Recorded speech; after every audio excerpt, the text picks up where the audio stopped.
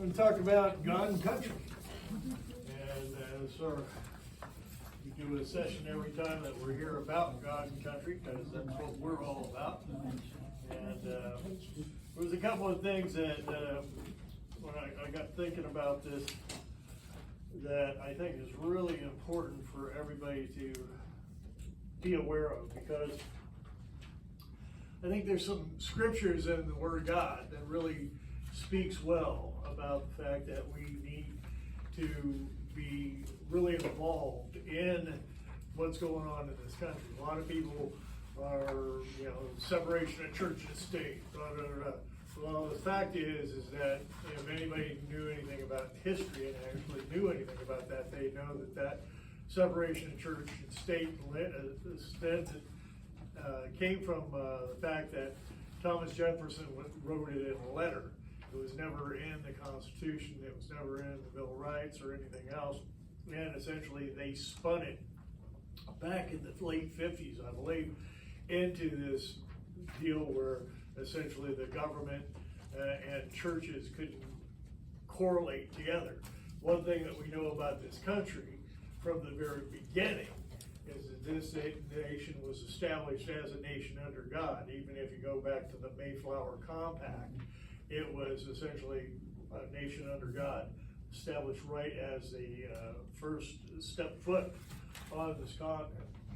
And so a couple of scriptures I just wanted to share, and one of the things that really struck me today when I was thinking about this is that we're really in a spiritual warfare right now with the things that's going on in this country. And the devil's very active because he knows his time is short.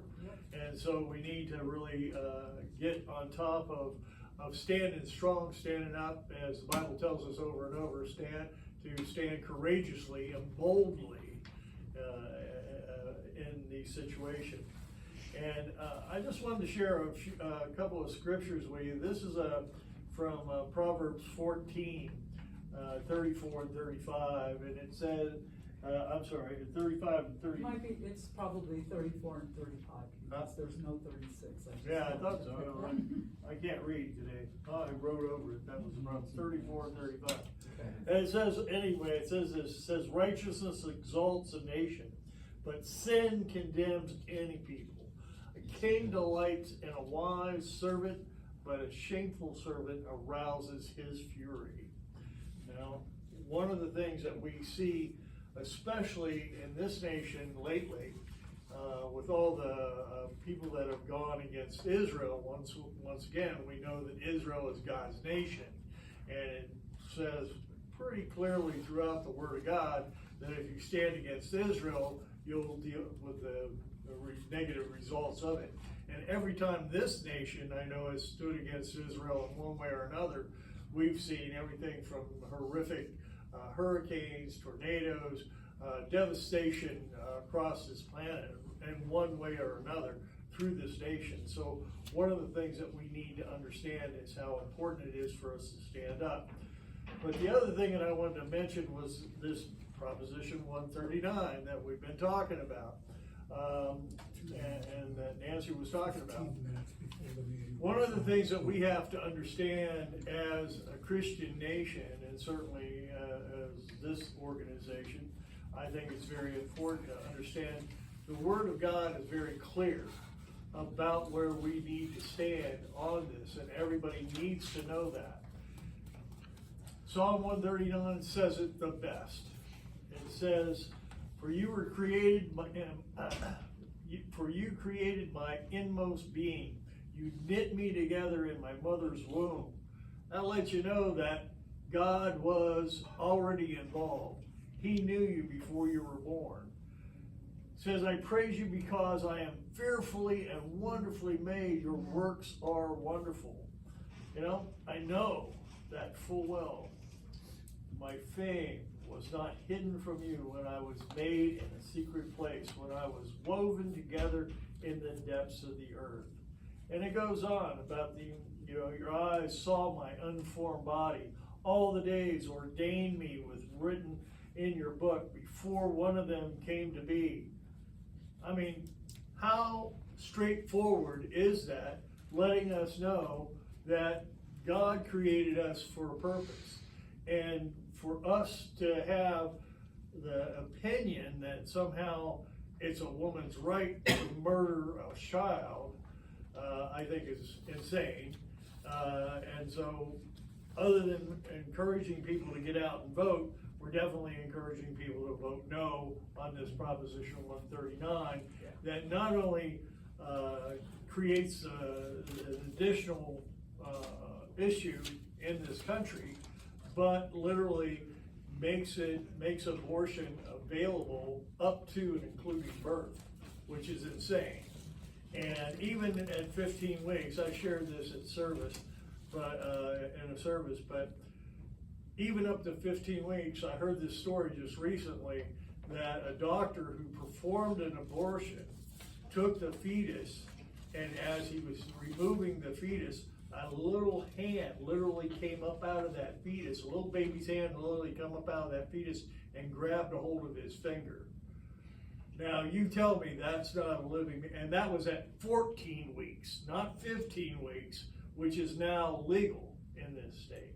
So once again, I think not only do we see God's opinion about this, but we see how our attitudes, and people need to be aware of these kind of things and these kind of situations, and the fact that we cannot pass these kind of legislations, because it's not only against what this whole nation is about, but it's against God. And if you stand against God, you're going to pay the consequences. But So there's that's gonna be about all I a lot would of say money about spent, because that's what's gonna get them out to vote, that's one of the main issues. that. Yeah, well, unfortunately, once again, they're spinning this as being a women's rights thing, and I don't care how you spin it, no one has the right to murder a child.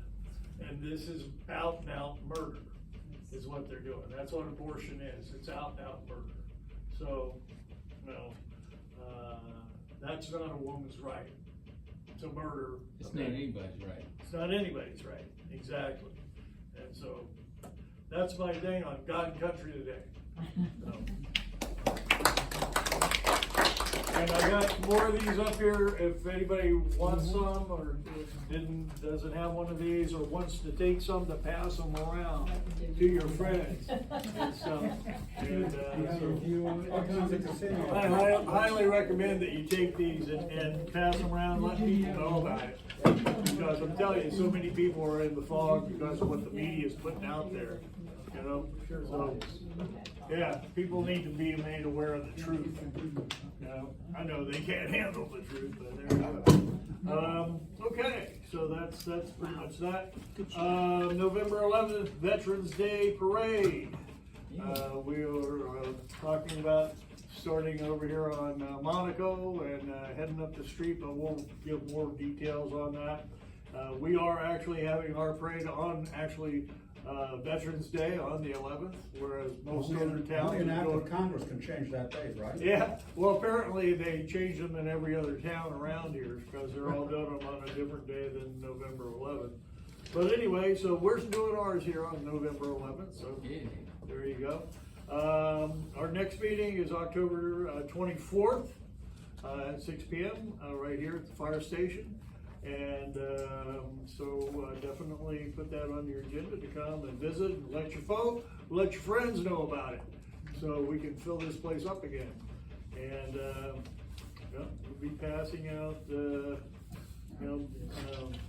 business cards, beatings. We got the flags, we got the cards. If anybody wants to take cards or and pass them around to people, let them know about the next meeting being on the 24th of October. At 6 p.m. here at the fire station. That would be great. There's more people that know about it. Hopefully, like I said, we can fill this place again. And now I guess we got the 50-50 drawing. Hold on. Oh, what else? We have a great poker game every Wednesday over at the church, don't we? Well, At 8 o'clock? there's coffee and pastries. Well, not so much a poker game, but we do have a veterans meeting at 8 o'clock on every Wednesday morning at the Fellowship Center at the church. Yes, we do have that. And there's a nice free faith library. That's true. I have a faith Yeah, library 4 there, columns so of people books. can see Christian books and Topics. get different things there and check them out and get blessed by them, so there you go. What you got, Lynn? If anybody wants any of those blue signs, see me afterwards. Blue The signs. Trump signs? I didn't say that, I was being. Oh. Being- Yes, that's the Trump. sign. Sorry. I got a whole card, yes. You mean these signs here? Why,